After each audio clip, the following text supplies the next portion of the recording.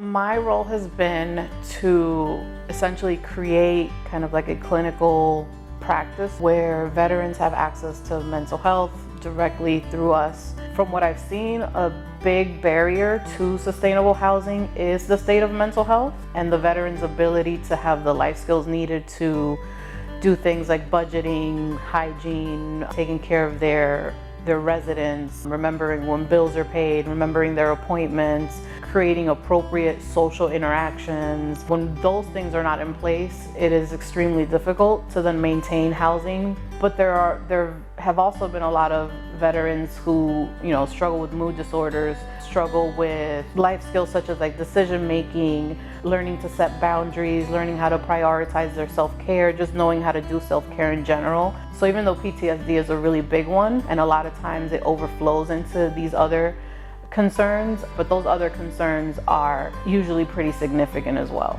When we're talking about mental health, we're also talking about the organ known as the brain.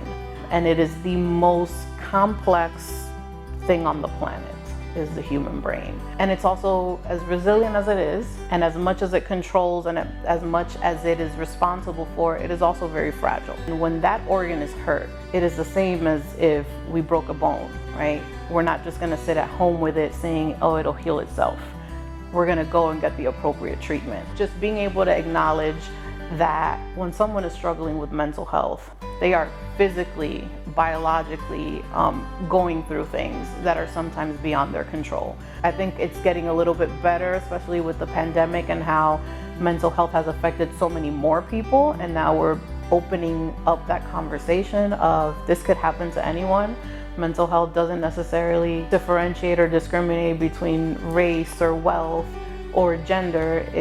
You could literally just be a human being going through things and struggle. I know I just started, but I'm really happy to be here. The more I learn about the organization and all the ways that we are able to help veterans, the more excited I am about how this role can grow. I hope that we're able to touch as many people as we can